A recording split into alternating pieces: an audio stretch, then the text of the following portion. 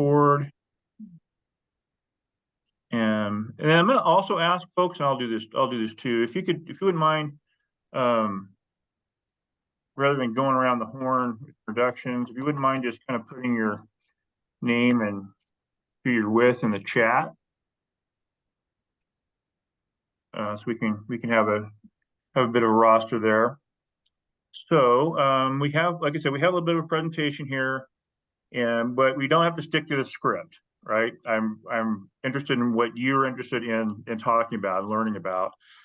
We put together some stuff. Boy, I hope I could. There we go. To cover, but that's, we don't have, we can go other places too. And what we try to do is really look back and reflect on the results of the meeting in Christmas Valley, and try to identify some kind of common themes that we could maybe move forward a little bit, and we recognize that there was some interest in some terms and issues, and definitely, how things may be defined. And so that could be a simple way to try to get at some of those things. And we're also, again, happy to answer any questions. Really appreciate you joining us and taking the time to be with us here and elsewhere. And again, if we could, I think it'd be great just to have kind of a conversation, and rather than a book report, right? We'd rather talk with you and not just ask you. I'm going to move into, so we've got a couple flavors of things to cover. So we go over some acronyms. Most of you guys will know this. Some of you guys will know this better than I do, right? And so if I get something wrong, or if I'm missing something, by all means, feel free to pitch in. Just trying to hurt my feelings, so I don't really respond very well to that. I respond pretty well to constructive criticism, but my feelings can get hurt sometimes. And then some terms from some of these various rules that I think are relevant, germane. And again, if we don't get through this, that's fine, as long as you guys feel like you've gotten something positive out of our time spent here. And I'm going to have Adam help me out here as well. In fact, so let's just take a second right now. I know Adam you've been working, Adam, on putting the meeting package together, and that should be on the wire today. Is that right? Yes, we will get the meeting packet posted today and sent out to you guys. So stay tuned for that. Yes, indeed. Stay tuned. And you may even get a little foreshadowing in this in this session. So quickly, use acronyms, right? And this isn't all of them, but hopefully it's enough to kind of start recognizing things. And I'm not going to go through all of them. I will call out a couple. So LCDC, right? That's pretty important to us. That's the Land Conservation Development Commission. As we mentioned earlier, that's the group that we work for. That's a state commission. This kind of acts as like a state planning commission. And they're appointed by the governor, confirmed by the Senate. There's 7 of them, and they represent different areas of the state. Vice Chair Lilac from Deschutes County, as the county administrator there, is our liaison, and he was on the video last time. DLCD is the Department of Land Conservation Development. That's who Adam and I work for, and our colleagues. So I know that's easy for a lot of people to get confused, and for a long time it was almost synonymous. But anyway, I also mentioned FSEC here, the Industry Facility Siting Council. I think everybody has heard of FSEC. That was about FSEC. They're similar to LCDC in that they're a state body that's appointed by the governor, I believe confirmed by the Senate, and they preside over those larger energy projects, whether it's solar or wind or biomass. But they have the responsibility of considering those larger projects. And just as we are staff for LCDC, the Oregon Department of Energy is staff for FSEC. And I don't know if we have anybody from them with us this afternoon, but they are participants, and we coordinate with them often. The DSL, Department of State Lands, and I mentioned them. They're probably the last group I'll probably talk about, but maybe there's someone here. But they're unique in that they are the largest non-federal landowner probably in Oregon, certainly in Eastern Oregon. I think they manage on the order of 600,000 acres of mostly rangeland. They have some farmland up in the Columbia Plateau area. They're also, they're part of their charge is to generate revenue for the Common School Fund.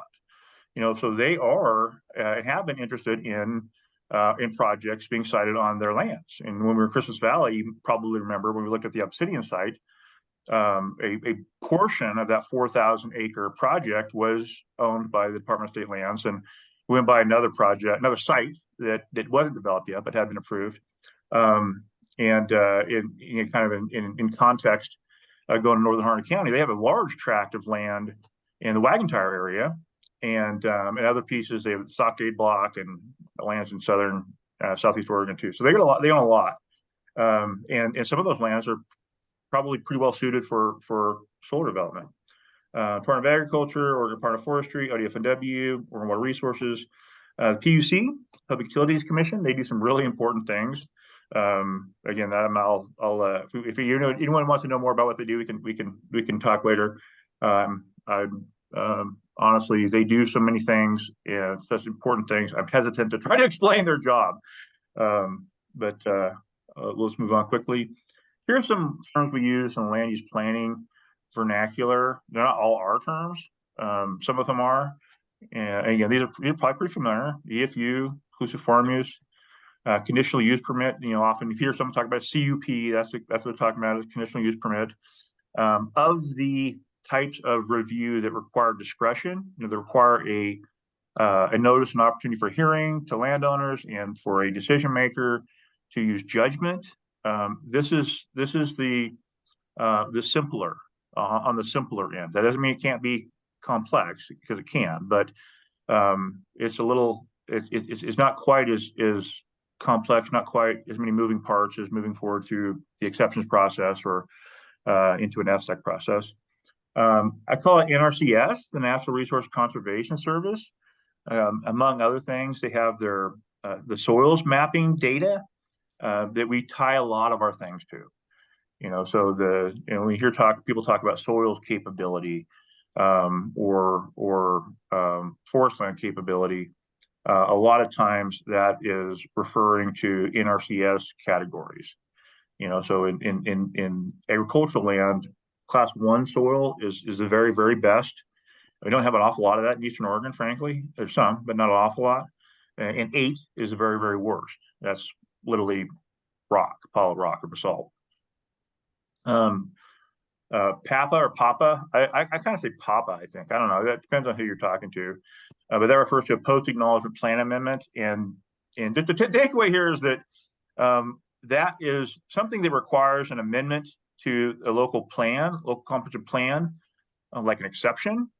Where you're asking to do something that wouldn't otherwise be allowed under the base zoning, like having a solar project that's larger than the thresholds in EFU zoning. It requires it triggers what we would call a post-acknowledgement plan amendment. So that's really all that means. It goes through the process and requires a final approval by the local elected officials. I think. Oh, these are kind of some outside stuff I just kind of tossed in there. The COU, consumer-owned utility. Those are the big guys. In Oregon, that's really Pacific Core or Pacific Power and PGE. We also have Idaho Power that has a presence in Oregon. So those three. And the IOUs are a lot of those are the co-ops. Surprise Valley or Central Oregon or Oregon Trail or any of those. There's quite a number of them. I think I just reversed those actually. I think I got those backwards, but so the investor-owned utilities are the larger ones. Anyway, you guys probably all caught that. I'm surprised no one called me on that. The IRPs, integrated resource plans, those are plans that are, as many of you well know, are presented. They're prepared by the investor-owned utilities, large utilities, presented to the PUC for review, and they really chart out how that utility intends to deliver services to his customers. And that's a pretty simple explanation. But again, I'm hesitant to try to get into too many details. I don't know. And same with PURPA. We've heard that term mentioned several times, and probably will.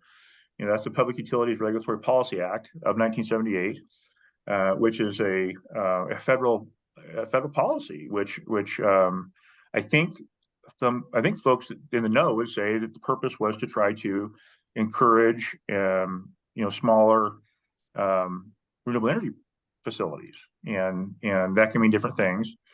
And the threshold there is one of the things that the PUC does. And again, I'm not going to go into that.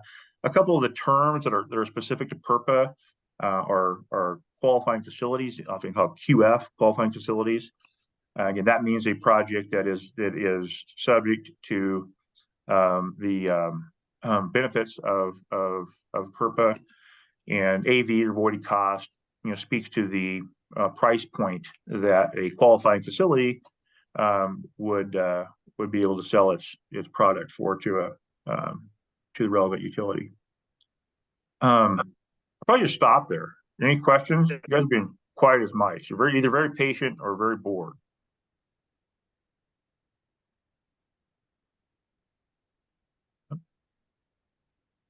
I'm gonna go with bored. So I'll try to liven this up a little bit if I can. I wanted to start here with the definition of farm use. And you can see that's, I know, it turns my stomach when I use slides like this, because I know they're possible to read. But again, the takeaway here is that we do have a definition. This is a statute of what farm use means, and it really, is a first sentence or two.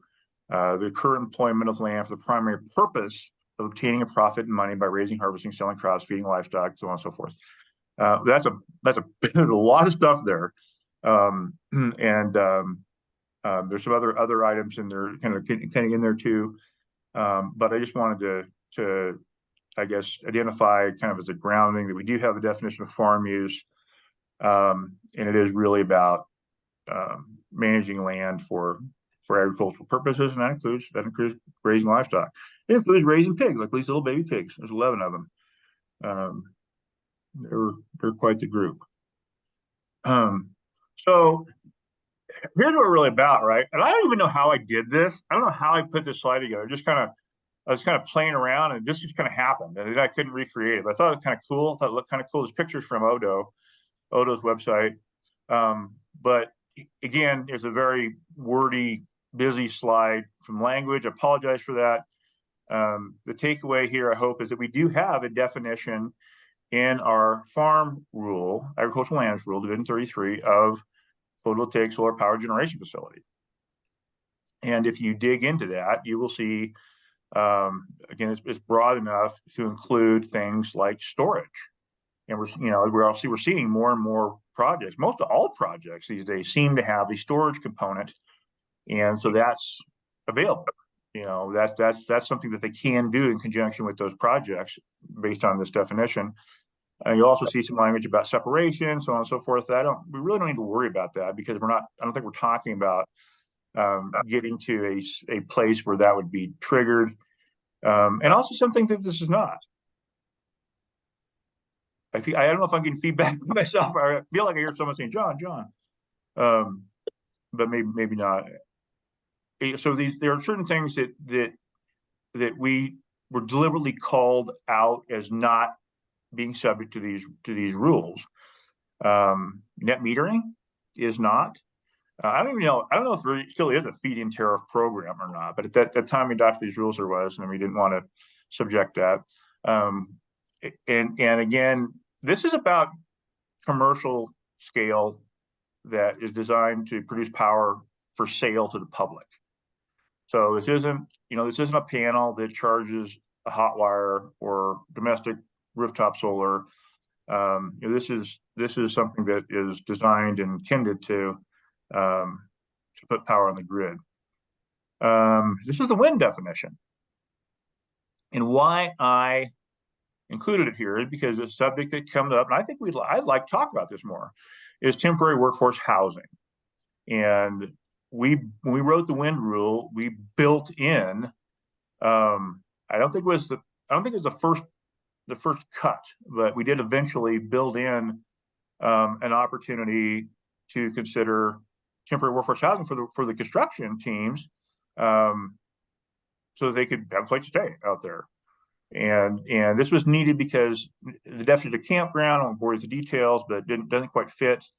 So we wanted to make sure that there could be opportunity for on-site and off-site workforce. Housing may not be the right term anymore. Maybe sheltering is a better term. But we did do that. It can be done after the original approval of the facility. They can come along. And anyway, we wrote that in a way to hopefully make some sense and provide some opportunities. A workforce housing facility doesn't have to be owned by the same property owner as the facility or on the same property. So I'll just tie that off there, but just to say that you didn't see that in the definition of photovoltaic. And that wasn't a policy choice. LCDC didn't say, we think wind should be able to have it, but we don't think solar should. It just never really came up. And when it did, it just really didn't register as a real concern, I think, at that time. We got to remember that was over 10 years ago, and the large projects we were talking about were 100 acres. So it's different now, and I'll just go on to say that I think it's fair. I think if this group believes that integrating a workforce housing element into solar, then I would encourage us to talk about that. Here's some basic definitions in the agricultural lands rule. And you guys don't worry about memorizing these. I'm sure you're not worried about that. You shouldn't be. The point here is just say, hey, we do have definitions for these terms so that you know that if you hear high value farmland, you know that there's a definition for that. And you may, if you want to look for it, you may even know where to look for it, find it. So this is an abbreviated version. The definition is in a variety. The full complete definition is in I see some hands raised now. So let me tie this off, and we'll get to that if that's okay. It is in ORS 215.710, as well as there's a complementary definition in ORS 195.300, and then there's administrative rules.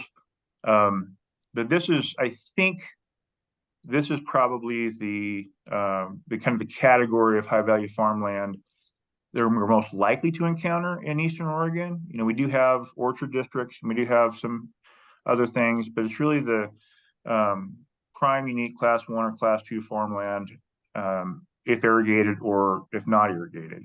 And usually irrigation is the real determining feature there of whether something is elevated to those higher categories.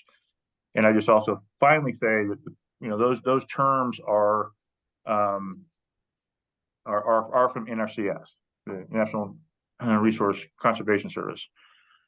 All right, I apologize. Do we still have hand ups, or did I shoot everybody down? Hey, Yeah, John. Greg and Max. Yeah, John, Greg Corbin with Green Diamond. I'm taking you back to farm use for a second. I'm curious because I don't know the related rules well at all, being more of a timber guy. Right. If you had a project, a solar project, for example, we talk about agrivoltaics, and you had a solar project that had some kind of other use associated with it that might fall within the description of farm use, does that mean that property or that portion of the project then becomes subject to rules related to farm use? Well, I don't, maybe, right? So that's kind of a poor response. But let me put it this way, and maybe this will answer your question, maybe it won't. But hold me accountable. Let's keep talking until we get what you need.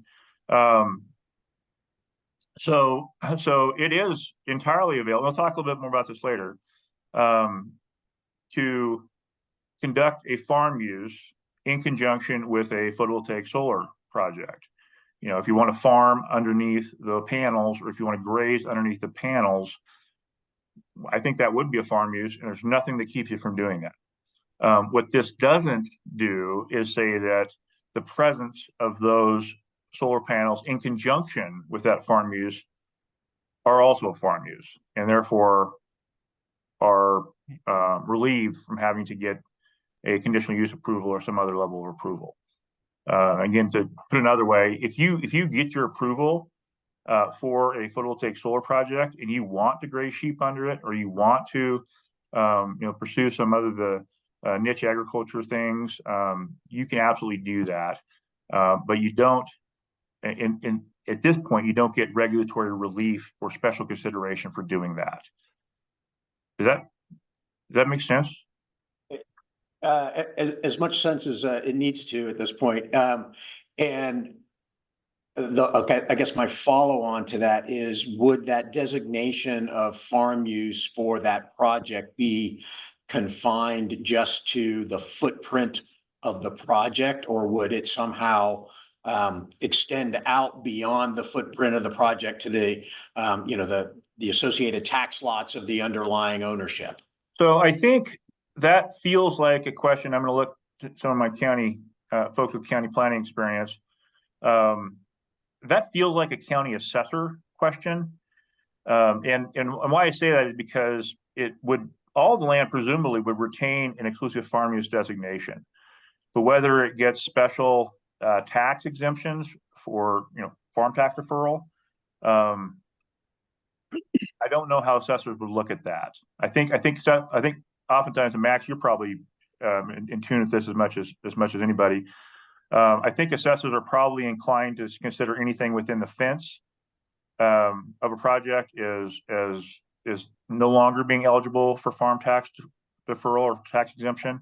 I don't know what they'd do if there was something going on, if there was agriculture use going on in conjunction with the solar project inside the fence. And I just use that as a general term. I see Mike's got his hand up. Uh-oh. You got two of me. Two of you. There you go. Yeah, in relation to the limits on the size of solar projects, if something is prime farmland, here in Wallowa County, there is a limit, especially as we maybe have that discussion tomorrow about agrivoltaics, is some farmers and ranchers will put in a solar project and fence it off, and so it is taken out of agricultural production. But with agrivoltaics, there's the possibility of combining it, and so you're talking really just about the actual footprint of the panel or the pedestal or the piling or whatever, however it is mounted, that could be considered the footprint and not an area that is fenced off and includes a lot of extra ground around the array itself. So I think that'll be helpful to clarify at some point. Well, I think you're right, and this is new. This is new stuff.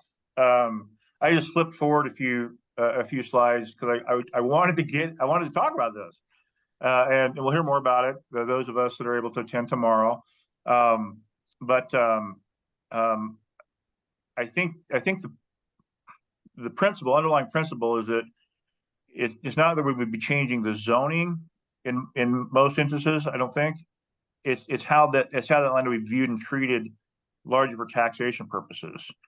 And I see Angie Brewer is on my screen, so I'm going to ask. And Angie is as we know, was a lot of experience at the local level. And I'm curious, does that make sense of what I'm saying? So I can't speak for the assessor's office necessarily, but I'm interested to hear. I think Max has a response to this, but I want to know if the question, Greg, was about the designation of the property. I thought I heard you sort of implying that the zoning was changing as a result of this use on perhaps a forest land property as opposed to previously like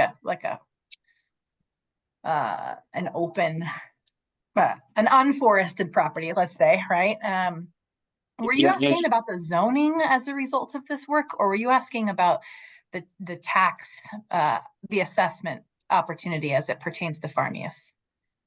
It was intentionally open-ended question because I don't know enough to know which of those two I'd be asking about. But for my context, I'm definitely thinking about how this plays out in a forested property that is the underlying zone is not going to be EFU. Most likely it's going to be one of the forest zones. So, and that's interesting. It's interesting to me, and I'm glad that we have forest folks helping us here. And in fact, we kind of insisted that we, we got those places listed in the legislation, because there's a growing interest in utilizing forest land for these purposes. Here's a slide about about dual use agrivoltaics and Division 3. This is how we've kind of accounted for it so far. But I want to talk. I want to hold time, make sure we hold time to talk about the forest aspect as well. And there are some slides about forest land, and so we can. I definitely want to talk. And it's a good point, because we know, right? I mean, most of the forest land in Eastern Oregon is grazed. Most of that is in conjunction with some ranch, whether it's Forest Service or deeded land. A lot of it's grazed. Hey, John, I don't mean to cut you off, but Max still has his hand up and maybe may have a response to the assessment. I can't see who's got their hands up. I'm sorry. Thank you for your patience. No worries. Yeah, thanks, Angie. And John, you can keep going. I don't have an answer to the question about the assessor. I think, to kind of what Greg was asking about, I think it's ambiguous as to what scope of the underlying footprint of the facility, whether that's in the fence line or the tax line. If there's an agrivoltaic use, which portion of that counts as the commercial solar use versus the agrivoltaic use. I don't think it's defined. I mean, these rules have been repealed, as it says on the screen. So I don't think that there is an existing standard right now for a dual use. And that's, I think, something that the RAC should talk about in terms of what rules would apply to that. But I had a separate question about the farm use thing. So if folks want to continue talking about this topic, I'll pause there. Well, I'm happy to go back, Max. I don't want to. I mean, we can certainly come back and forth, back. John, I'm wondering if you can just briefly touch. I feel like I'm hearing some sort of foundational question about whether or not agricultural uses are protected on farmland properties designated for forest use now. And I'm wondering if you can just touch on sort of the overlapping nature of goals 3 and 4, just briefly. I would say that they are.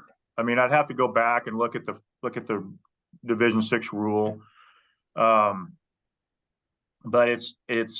I believe it's common and accepted for farm use to also occur on forest land, and we also have areas that are what we call a mixed farm forest zone, where both of the rules apply. Usually that comes down to dwellings, but not always. We don't regularly see, cultivated agriculture in forest zones because of the nature of what the forested territory looks like. But it can. I don't think there's any limitations on that happening.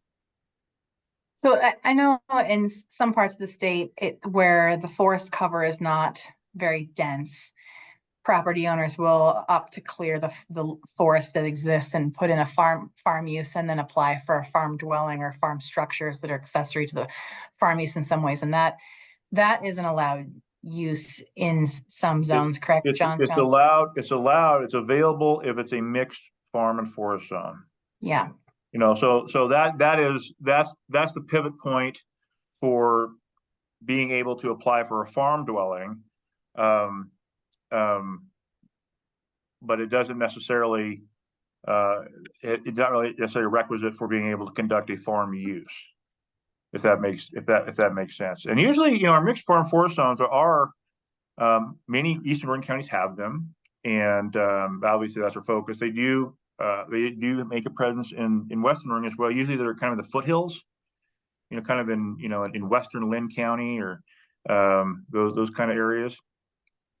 Now there are also other non-farm uses that someone might be interested in pursuing, and that could lead to an ask for someone to change their zone from a forest zone to a farm zone, because they may be using their property for in a way that's available, but they would like to do a farm stand, or they'd like to do something that is available in an exclusive farm use zone that is not available in a forest zone.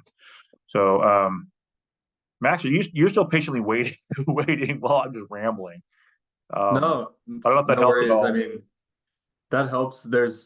I appreciate you bringing up the mixed farm and forest zone. There was a recent case, a decision by LUBA related to the scope of farm versus forest uses, Silver Right. Creek Solar, that just came out and said Marion that, County.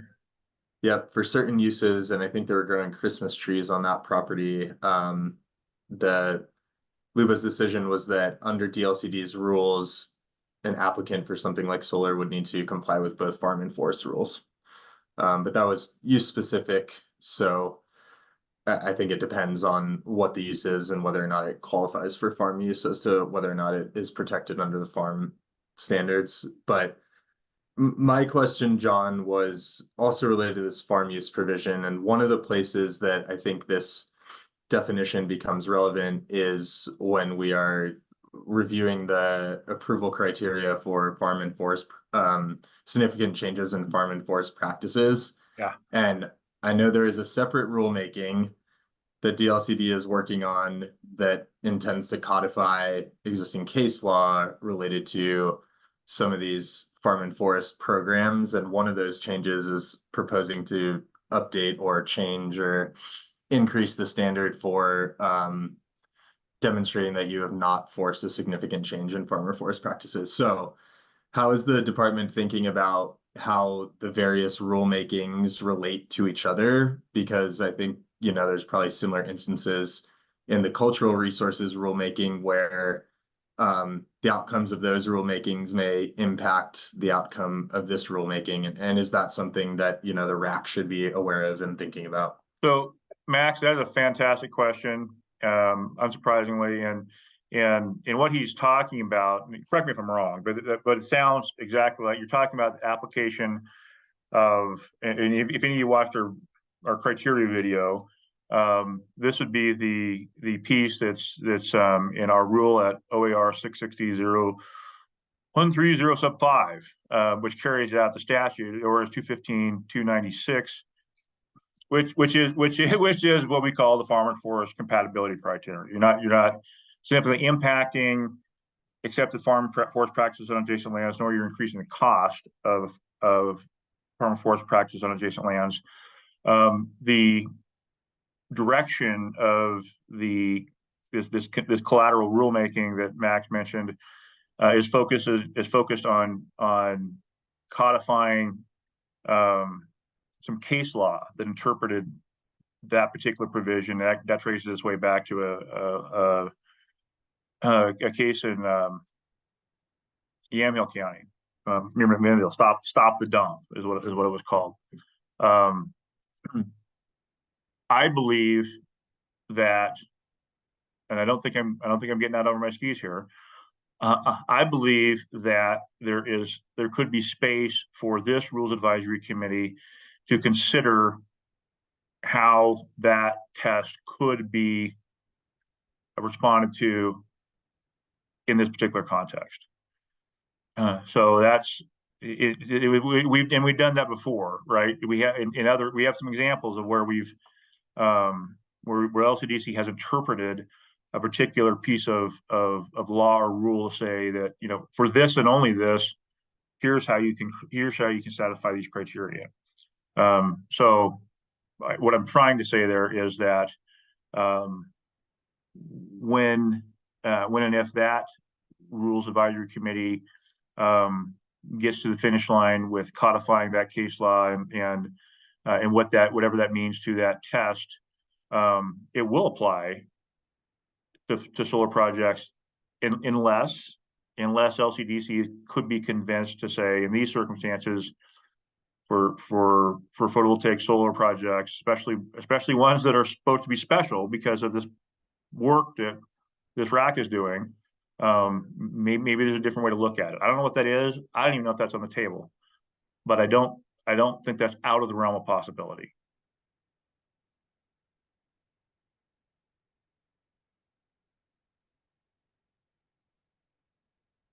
And just to complete that thought, what I'm thinking of specifically, Max, is when we wrote rules for the emergency campground provisions after the 2020 fires, we did some of that, and we did say, here's how this emergency type campground can satisfy the provisions of the farm enforcement compatibility criteria. So they would be subject to that arrangement rather than the general provisions that would apply ordinarily across the board.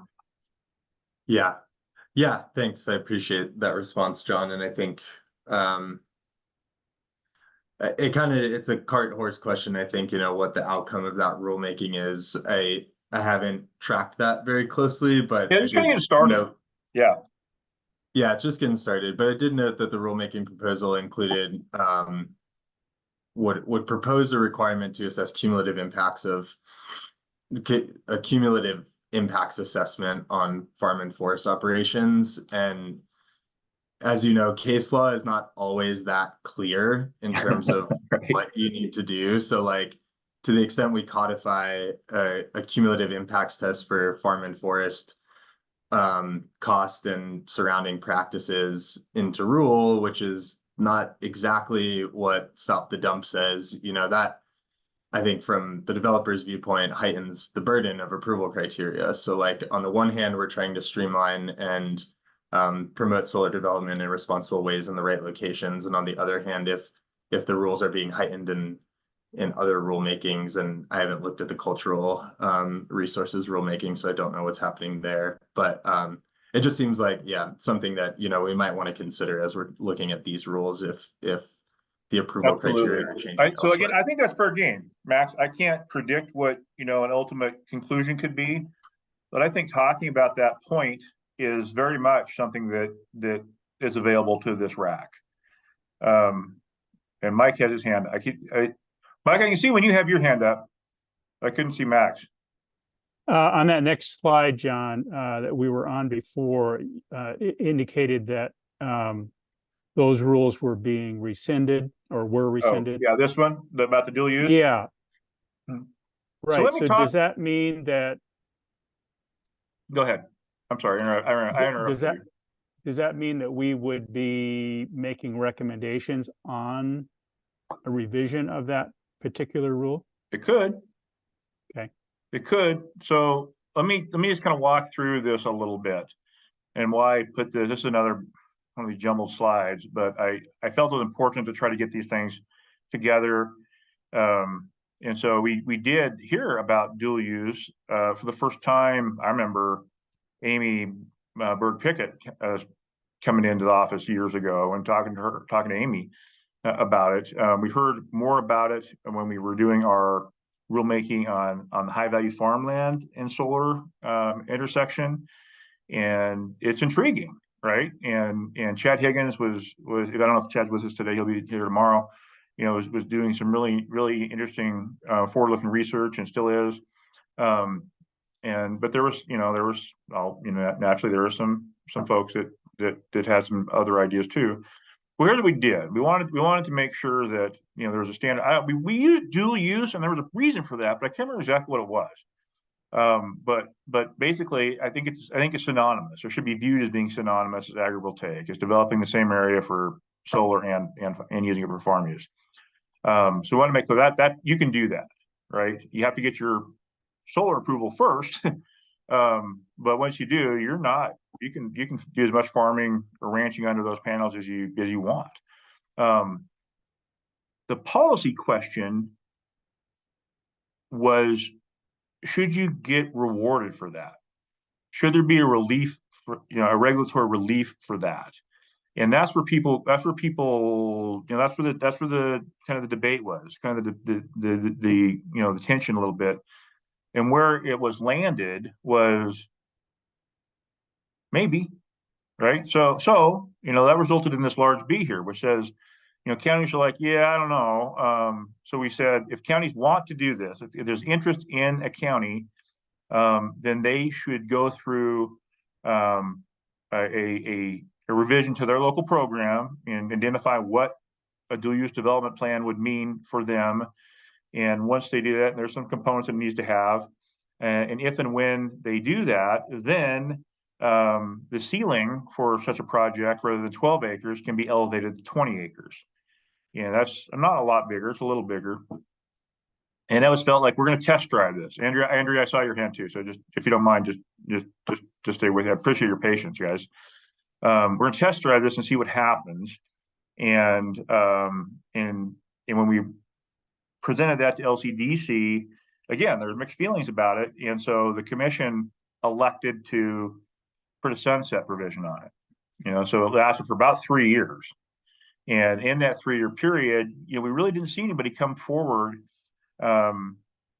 with an interest in developing a local program and going through a process that would allow a larger site based on that. I don't know why that is. It could be a number of reasons, right? I don't know. It could be that the interest wasn't as strong as we thought it was. It could be that we didn't build this test right. We didn't do it right, or 3 years wasn't long enough. There's any number of reasons, I think, that why this really hasn't been executed. But I think this subject is something that if the RAC wants to talk about, that we can talk about it. I don't know exactly how it fits into everything else, but I don't think we're limited to just certain things. I think that if it's felt that this arrangement or revisiting this issue could contribute to identifying opportunities and reducing conflicts, I think that's fair. I see 2 participants have their hands raised, and Andrea, I think, was first, and then Michael. Andrea, Michael, does that sound right? Yeah. My comment is directly related to this, because in order to do agrivoltaics, you may need to design the solar facility differently, right? There are different considerations. There may be lane widths, there may be height, especially with the new considerations of cattle and solar facilities. So I don't think you'd very often be finding a photo, like if a farmer is going to end up, a rancher is going to end up wanting to do agrivoltaics, it has to be considered very early in the process. So I don't think I think in very few cases is it going to be an afterthought, right? I mean, Right. they're kind of screwed about doing agrivoltaics if they don't think about it up front. It's cheap to change the design before the design's in the ground. Right. No, I think that's a really good point, and that's something that we're learning more about, and I'm sure we'll hear more about tomorrow when we get a more elaborate presentation. Yeah, I look forward to that conversation with Chad Higgins tomorrow to go into this in more depth. But just to conjecture on why there haven't been more cases, John, in the 3 years, one guess is that the very high cost of interconnect fees is a real discouragement for these kinds of projects. And so I think that may be one factor. Another issue about this is that there are really quite a wide array of different array types, some with much higher visual impact, much higher impact on the ground itself. And this definition here, use, occupy, or cover, that I'm not sure that works really well with a highly integrated design. Is use the entire area where a project is occurring? Or what if you've got 80 or 90% of that ground actually being put to agricultural use of some kind? That doesn't seem quite right to square off and measure the entire parcel or pasture or field. And if you talk about occupy, well, you're talking about footprint. Some arrays have very small footprint and allow quite a bit of use around it. And if you're talking about cover, well, there are different arrays. Some are arrayed, on a slant, south facing. Some are vertical. Some are single tracking. Some are dual tracking. They're all going to be covering different amounts of ground at different times of their use. So I'm not sure that definition is entirely adequate for the wide variety of options that are out there. Well, I suspect it's not, right? I mean, it probably. I mean, again, I'm just thinking. Here's what you do, right? You start out and you try to learn as much as you can, try to write things as well as you can. Then you use them and see how you did. And the fact remains here is that we gave it a shot, and it's not available anymore. It's not available in a way that would provide some regulatory relief or provide us incentive, or being a policy choice to say you can get some different treatment if you do this. And so, is there still an interest? The questions, I think, are, is there still an interest? I think the answer is yes. Obviously, we're hearing that. What would it take to construct, set the table in a favorable way, and how does that conversation harmonize with this with this overall work? I think those are the questions in my mind. I think if there's an appetite to talk about them, we should talk about them. So let's see, Max and Dugan's iPhone. I don't know who was first, you guys. I'll go first, then hand it off to Dugan. A couple comments and a question for you, John. I think Andrew and Michael both raised good points. I mean, in terms of the facility design, that is not always predetermined at the time of the permit approval. It's often, a scope of possible designs. And the reason that it's set up that way is because technology advancements are happening so fast in solar right now that, over the last year or so, we've seen from fixed panels to, tilt panels to bifacial panels to non-paneled, like Earthos has just a ground mounted system.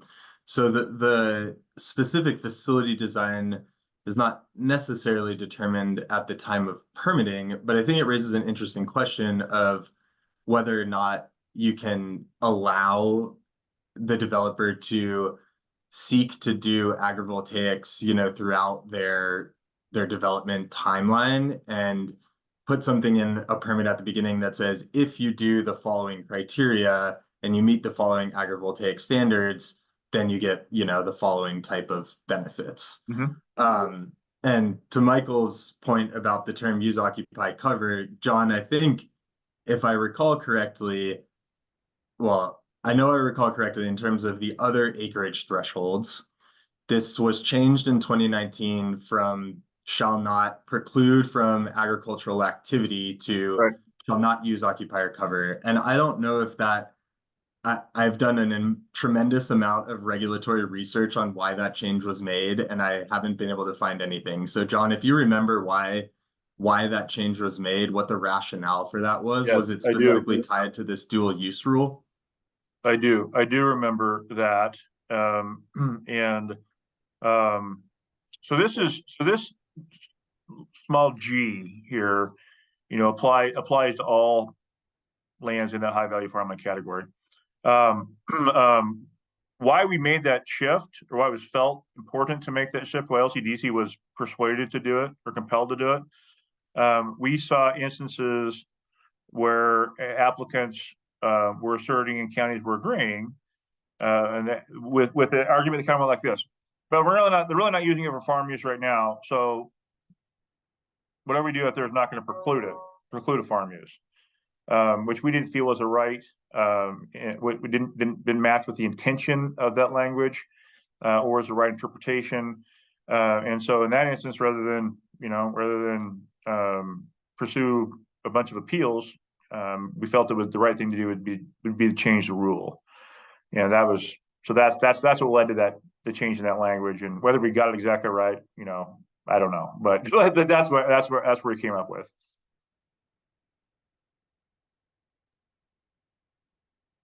Thanks, John. Dugan, you still hanging in there? I'm with y'all. Sorry, my Wi-Fi has gone out, so I'm on my iPhone.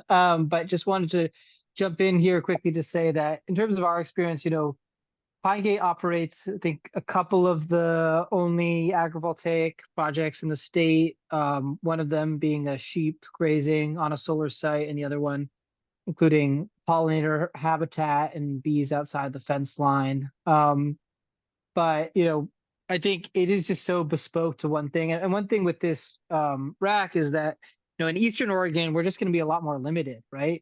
Water availability is going to force us into much harder, I guess, conversations about, what kinds of places have forage, what kind of places could actually grow any kind of irrigated crops under. There's less opportunity in the eastern part of the state. And I'll say, just in terms of this rule,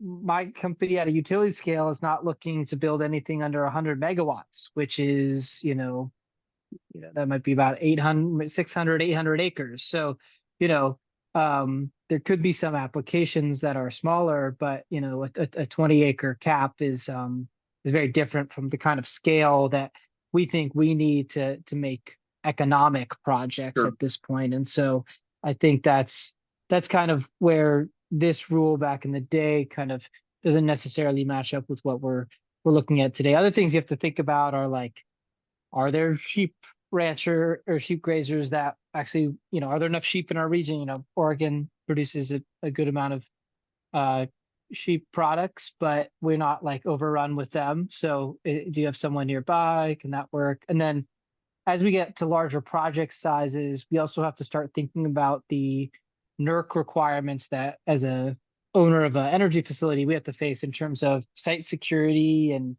national security, right? These facilities at a certain size start becoming beholden to some pretty serious regulations on, we have to have we have to give, site clearance, and do background checks on all the grazers, and, all these Right. things start to get a little complicated. So I think that's why you've probably seen less applications of it, just because it just adds that more and more complexity. And I was just picking a few things out there. Well, Dugan, that's really helpful. Observations are really helpful. And, that's one thing that, what the obligations, requirements of a developer or a project manager are, outside of, what we do as a land use agency, or, we don't know very much about that. But that's helpful, right? I mean, the more we know about the universe, then the more we can understand how things kind of fit together. So really appreciate you raising all those points.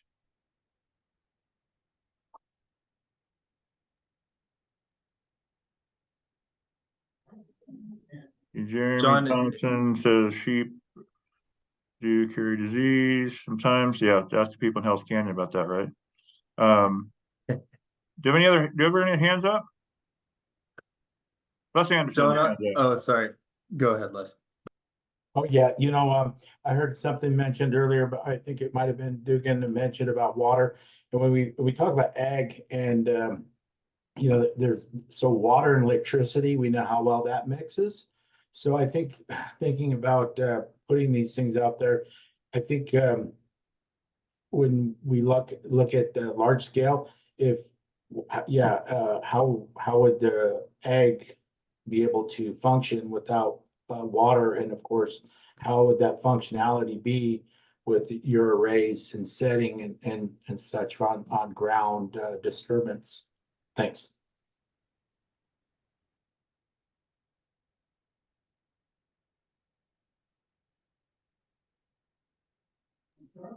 Any thoughts? Question, Andrew, if it's okay. This whose might be a hands? bit, I've lost track of whose hands up. I don't see any hands up, so I just started talking. Is that okay? Yes, I do- it is. I'd be curious, and this maybe Max and Dugan have experienced this directly, but I'd be curious if there was an opportunity for the dual use, or it sounds like there is an opportunity for the dual use. Does that impact the taxes assessed to the project? Does that keep you in ag deferral completely and therefore incentivize in a monetary way for developers to pursue that route? Does that opportunity exist in that way right now? I really don't know. Does anybody know? I guess that yes, that to Max, I guess. Or Dugan, sounds like he might Or Dugan, have a maybe. project. Yeah, My Dugan, guess do is you that if know it was based up to on the those county others? assessors, that they would tax everything at full rate. Yeah, I don't know about for those specific projects I'm thinking about, but generally our understanding is that we do not continue to be classified as farm or have any kind of advantages to that. I mean, I think usually we just get thrown into kind of a industrial sort of commercial category. And that is something that's always complicated. Like I've in the past brought up the idea of doing solar on CRP land, but there's a concern from the industry itself. Like we don't want to be cheapskates on how much we're paying in taxes because we are adding a lot of improvements to the land in several ways. And so I don't need to be necessarily taxed at at a farm rate because I'm doing commercial activity on there. So there's a lot of complicated things. We want to make sure we're still having a positive benefit to the county tax base. But yeah, I don't know. I haven't heard of someone finding a way to be assessed as just a farm going forward after installing a larger system. But I don't have a ton of experience here, I'll say. I don't think anybody really does. Well, although I have. John, I was gonna Go say ahead. most of the projects that I'm familiar with, almost all of them, at least in Eastern Oregon, have entered into pilot agreements, payment in lieu of taxation. So there are other types of tax arrangements like SIPs.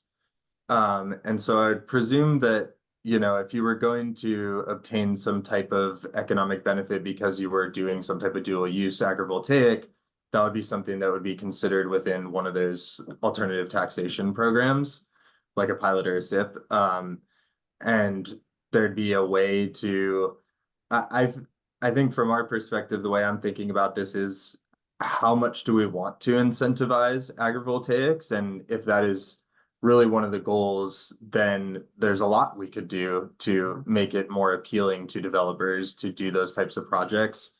And I think it'll be really interesting to hear from Chad about how his research has demonstrated that agrivoltaics actually result in notable improvements to the agricultural viability of various pieces of property. So when you're thinking about, back to John's point about changing the language from preclude to use occupier cover, are we, if we do an agrivoltaic project that increases forage and it doubles or triples the AUMs that you can receive from that property, what type of benefit how do you quantify that benefit and how valuable is that to that land in the agricultural community? So it's an interesting question. I think I look at it in terms of, do we incentivize this, and if so, how much? Yeah, I think yes. I think it is an interesting question. I find the prospect of raising cattle under these panels absolutely intriguing. I think it really is. I don't know how that works, but boy, if we could skin that cat, that could be really remarkable. Hey guys, I'm gonna move on if that's okay, and kind of talk about a couple of, if I can get my thing to move. And we can just cruise through some of this stuff, and again, the purpose here is that with these terms there are, in many cases, there are actual definitions. You don't need to remember what they are. I don't know. I use this picture because I think I saw these cattle outside of Shaniko, Oregon the other day. I thought, what are they doing out there? Anyway, they just kind of struck me as being a little out of place with those horns out there. They look like roping cattle. But we do have some definitions there. kind of moving into forest lands, right? And this is, you know, kind of the different flavor. This is these are land protected under Goal 4. I think this is the Gilchrist State Forest. Maybe not. But I guess the emphasis here is that we have a pretty broad definition of forest land, and really that sub B includes some features that not everybody immediately picks up on. You know, the forest lands contribute more than marketable wood species. You know, they maintain soil, water, and air, and fish and wildlife resources too. So they provide a lot of benefits beyond timber production. But that's pretty important too, right? I just threw this definition up here about cubic foot per acre. Again, you'll see we tied that ties to the natural resource conservation NRCS stuff. But this is a way, I think, and I know there's some people here that know more about this than I do. So I'm not professing to be an expert at all. But how productive forest lands are often measured, I believe, you know, based on their capacity to produce commercial wood fiber based on this metric, based on this measuring point. You know, less than 20 cubic feet per acre per year is pretty poor, I think. I don't even know. Yeah, I think that's pretty poor. But you know, these dry side forests in Eastern Oregon, you know, have some limitations compared to some of the very, very good, very, very productive forest land in Western Oregon. So I think if you're more than 50 in Eastern Oregon, that's considered pretty good. So that's just an indicator. I'll stop there in case anybody wants to correct me. This is Greg, and I won't correct you, John, but but you'll tell them what it really means. well, no, I really won't tell you what this means. What I'll tell you is that we don't use this measure in commercial forestry. It depends on where you are in the country, but in the West, you're basically looking at board feet, not cubic foot per acre. And you do have a classification, a land-based classification system that we use that's sort of like the NRCS soil classification system, but it takes into consideration a variety of different things that lead to the growth characteristics of that land. So it's soil, it's climate, microclimate, slope, and aspect, you know, a variety of different things. But there is a very well-developed classification system for forest lands. And generally speaking, we either use board feet as a measure of volume per acre, or if you're in the South or in a more of a pulpwood kind of area, then you're talking about tons. So thank you for sharing that. We might want to explore that a little further, probably with Dan's help and maybe some others. Les, I see your hands up too, sir. Can you hear me? Yes, sir. Oh, okay. No, it's Craig. Is that would you say that this formula here, cubic board feet, is something that maybe been pulled from carbon credit program language? Les, I would guess, and I am just guessing, that what this is an attempt to use a measure that could capture both board feet and tons. It's just a different type of measure that can be used across all landscapes, and so that it doesn't have to depend on the different variations that we use in commercial forestry. My guess is that it's quite old. It's been around for a while and probably predates the development of robust carbon markets. Thank you. I would think this terminology probably goes back to the early 90s. Would be my guess. I don't know as much about the board feet per acre, but I'm interested in learning more about that. Long history. I'm gonna move forward, if that's okay. I think we're just about done here. I wanted to kind of wrap up, and we can talk about other things too, but some terms in our Goal 5 rule, in our Division Division 23, which is really going to be the epicenter of this RAC's work, right? I mean, the big piece will be a revision to Division 23. It'll be complemented by some other pieces, which could be some of the things we talked about, whether it's reconsidering the agrivoltaic piece in Division 33 or some other stuff. Significant is a term that is very important to statewide planning Goal 5 and the way Division 23 works. Strangely enough, I couldn't find an actual definition of it, which I thought was absolutely peculiar, because so much turns on it. That is really a determination that a site, whether that's an aggregate site or a specific point site, or whether that's more like a landscape for wildlife habitat or something like that. But a determination that a site is significant means that it's recognizing that it's special, and it has special features, and it deserves special consideration.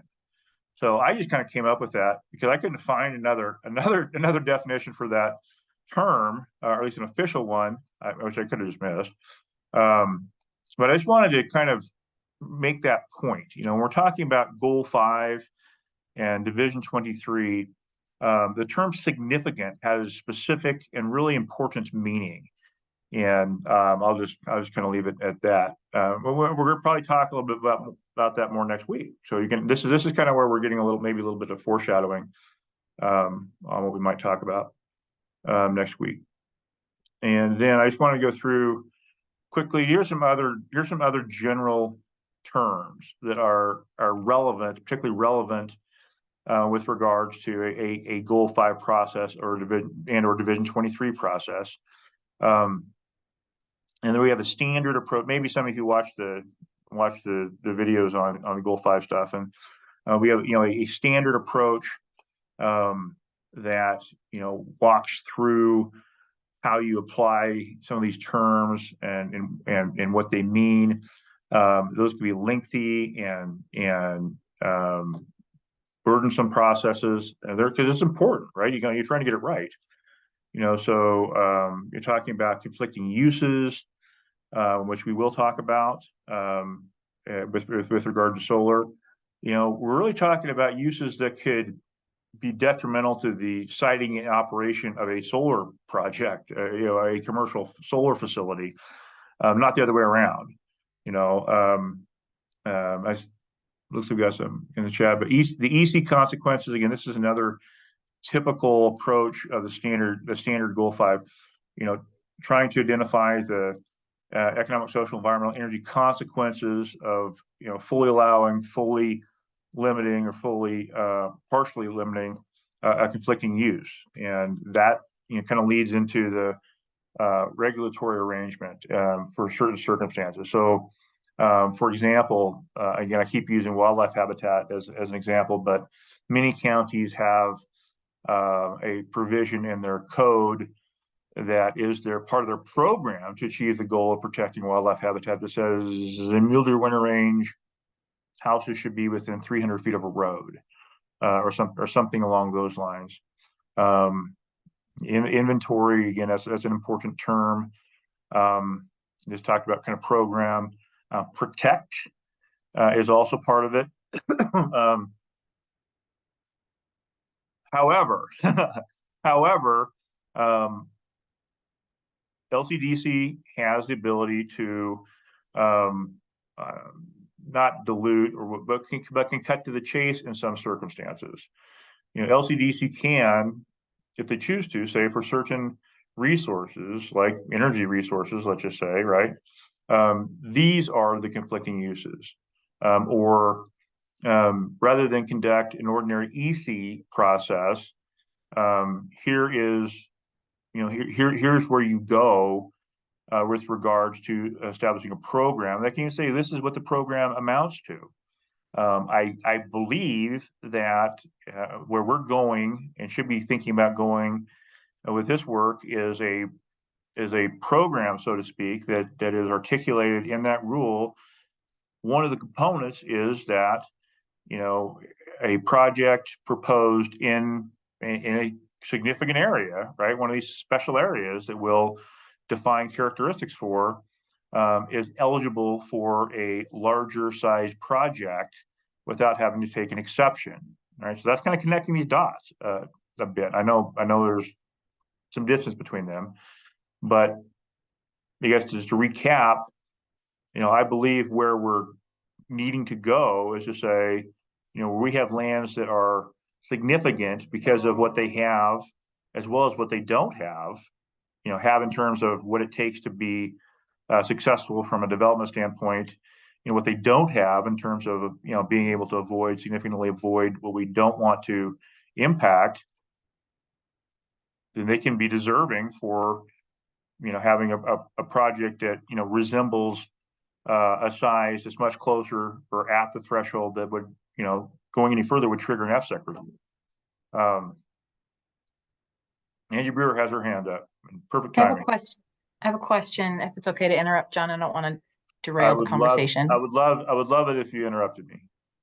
Okay, so and I thought I saw Jeremy's name on there's Jeremy's. Okay, so Jeremy might be able to speak to this, but when I worked for Wasco County, we went through a process to update our Goal 5 inventories, which I'm under the impression does not happen very often, particularly for wildlife. And so one of the things that I learned was our resource designations were pulling double duty as far as what they were protecting, and they were largely protecting wildlife habitat that was not otherwise captured in our Goal 5 inventory. And we didn't learn that until we went through that process. And so I'm wondering if we're going to hear more about the implications of wildlife protections if we are if we're changing the scale of projects that would otherwise go to FSEC and relying on county Goal 5 inventories, what the implications for wildlife might be. Sorry to just let that ramble out, but are we going to hear a bit more about that in Burns at our next meeting, or is that something I could throw out there right now for Jeremy to respond to? I think I'm glad you threw it out there. I'm going to answer for Jeremy because I like to do that. I actually have some of his cards that I hand out to people. No, I wouldn't do that to you, brother. But hang on there. So I think that we need to consider a couple things, right? In terms of wildlife habitat, I think we need to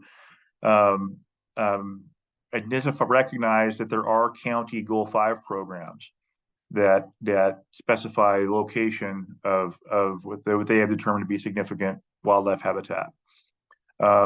We also have you know, what I think that the biologists would call biologic habitat, which probably are a much better representation of the best available science, you know, where the species actually are.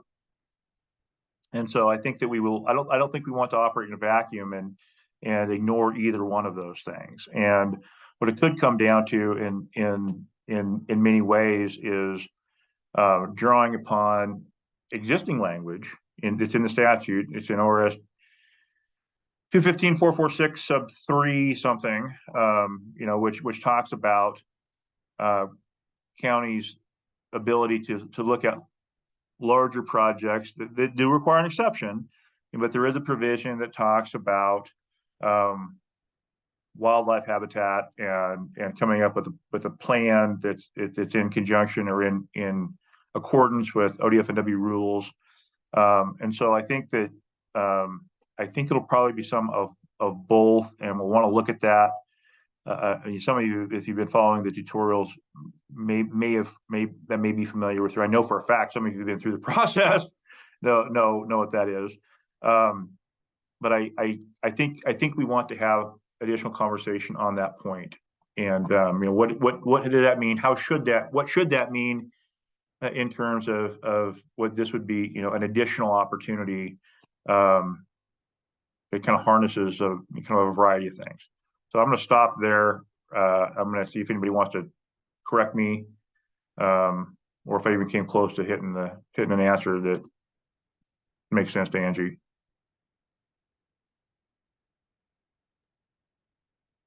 Angie, I'm not sure if I misheard you, but were you asking about how these rules are going to interact with FSEC from a wildlife perspective? Or tell me again what the FSEC component of your question was.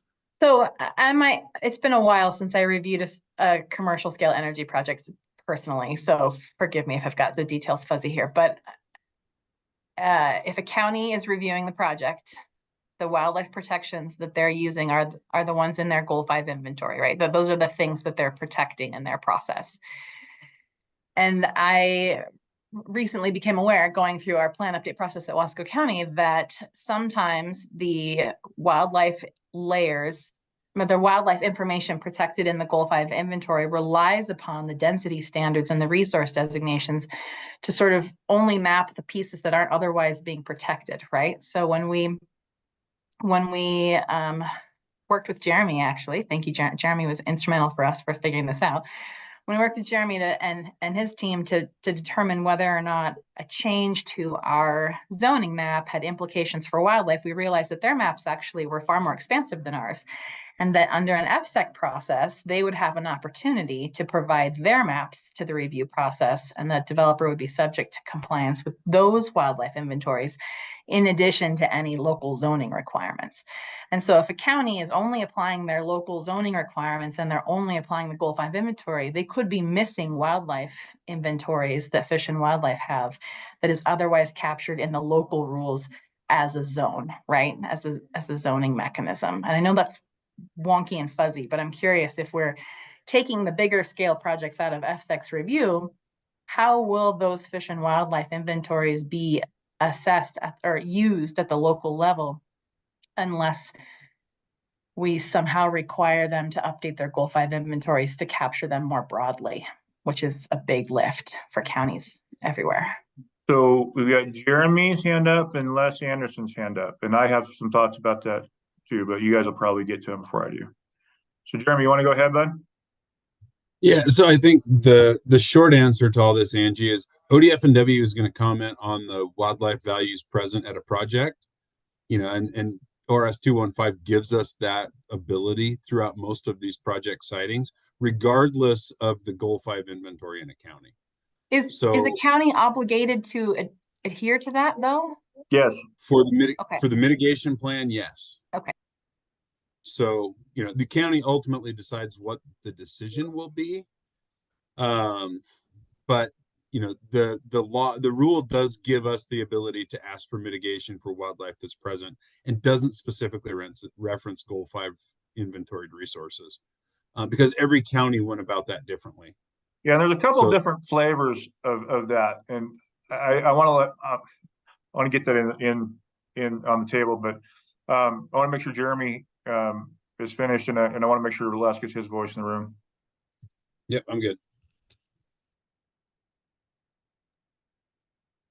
Thank you, John. Yeah, Jeremy, and I believe that's what we're trying to work with ODF&W now from a tribal perspective of cultural treaty rights. We have our hunting and fishing rights, and of course, we have our wildlife department that monitors and works alongside with ODF&W on some of those migration routes within our county. So I see that being a pretty intricate tool to use, when looking at those, because some of our migration routes do vary from Klamath County to maybe Lake County and go off. So I see that being really, it's going to have to be a real joint operation and coordination effort with you, Jeremy, and your department is, especially when we talk about the county involvement in them, because we operated at kind of that consultation level of, government to government, that little higher level, which I don't think we've really incorporated much into the county into that. And I guess we'll be kind of, other than mitigation, on projects where fencing is used. But yeah, that's that tribal perspective of treaty rights and migration routes. Well, I really appreciate that, Les. And so what it reminds me of, in some ways is, what I was mentioning earlier. So we've, specific to solar, we have attempted to get at that scenario a couple different times in a couple different ways. And when LCDC adopted the original solar rule in 2011, I think, and we have a carve out, and it's still there in our Division 33, which speaks to situations where there may be a wildlife species present, but it's not accounted for in the Goal 5 program. And that does require coordination between whether it's a state or federal or tribal wildlife management operation, coordination between them and the applicant, and it's leaves the county as the arbiter. Is there an impact? Is mitigation required? And if so, to what extent? In an FSEC proceeding, they have a specific, what they would call, I believe, their standards, right? Their approval standards, I think. And when they have a wildlife standard, and FSEC has more latitude, and some people might say, right or wrong, that they could be inclined to give more weight to a biologist perspective. The middle, kind of the balancing there was when the legislature saw fit to elevate the ceiling for projects that were subject to local county jurisdiction, didn't require FSEC jurisdiction, that they folded in, and this is codified as ORS 215-446, right? They folded in what I would call FSEC style criteria. And one of those criteria is about wildlife habitat. And so that obligates a county. It tilts the balance a little more in maybe towards the biologist perspective, but they still retain the authority. And another one of those is about project decommissioning or / retirement, and also with archaeological or cultural sites. So I'll just stop there. See if we want to go any further. Oh, look, we're at the end. I don't know what I just did there. Oh. So now we're at the end of our presentation. I'm going to stop sharing. Holy cow, there's people everywhere. Max Yoklik. Did I get that? Did I say that? I want to say Yoklik, but that's not right. Yoklik. You said it right. Yoklik, you said it.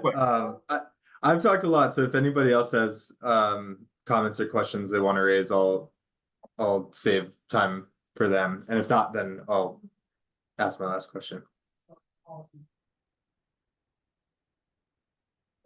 Looks like it's all you. Okay, seeing none. Well, yeah, thanks for the great discussion and presentation, John and everyone. Yeah, that discussion at the end there about wildlife and the different ways that is captured under Goal 5 kind of reminded me that recognizing that Goal 5 is one of the kind of key components of this rulemaking, I think, at least from my company's perspective, we are very interested and hope that there will be space to talk about other approaches to the problem that we're trying to address here in terms of renewable energy facility siting, whether or not that's specific to goals 3 and or maybe 4, maybe something related to a reasons test in goal 2, but I think we're cognizant of the fact that goal 5 may take time, and it's a little unclear to us as still, I think, how long that will be and how many counties will undertake that process given whether or not funding is obtained. And I attended the POP meeting, so I know DLCD is asking for some funding to do that, which I think is fantastic. So just want to, share that with folks for thought. And I think some of the other industry folks and others will have ideas about what some of those other pathways would be, but we're very interested in having those conversations in addition to we are too. Conversation. I'd say we are too. And so there's a couple things that we, we feel like we heard loud and clear, going back to the siding table and, late 2022. And that was one, county saying, don't shove something down our throats. And also the community, the larger community saying, we can't afford to go through 3 or 4 years of rulemaking to end up with a process that takes 4 or 5 or 6 years that counties may not even do anyway, or can't do anyway, right? So we want to avoid both of those things. Now, what that looks like on the back end, I'm not sure, but I think we can write something that hopefully we can write something, and I'm gonna need your guys' help, Max. All right, we're gonna need help of the experts to figure out how do we come up with a arrangement and rule that translates into something that's meaningful and accessible and appealing at the local level. So they're like, hey, you know what? We're interested in pursuing that, and it's not going to take us a bunch of time or money or effort. It really is going to be about hopefully listening to our citizens and deciding if that's the right direction for us to go in. So I'll leave it at that, because we don't know exactly.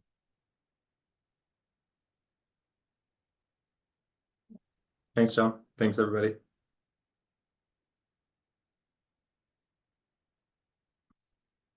Guys, it is 2:59. Can you believe that? We hit it right on the head. So I know there's some people out there that haven't had much to say. Which is fantastic. But I want to, if you want to get your voice in the room, I want to make sure you get that chance. It's not a requirement, but I appreciate your patience. And like I said, if you have anything to say or would like to offer anything, by all means. Denise Stillwell, looking at you. No, I'm kidding. I'm teasing. I'm being quiet. I know you are.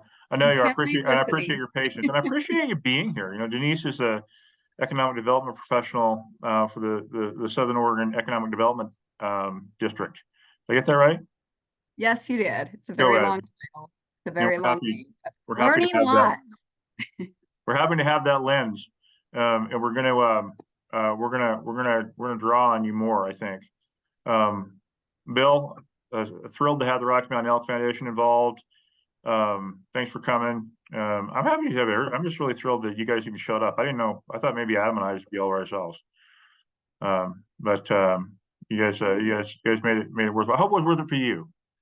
Hope it was worthwhile for you. Feel free to reach out to us anytime. We recorded this session. We will. You should. I don't know why we wouldn't share the PowerPoint. Probably do that too. But the bottom line is, don't worry about memorizing. Don't worry about memorizing all this stuff. Just know that a lot of these terms are defined, and we can help you get to where those at.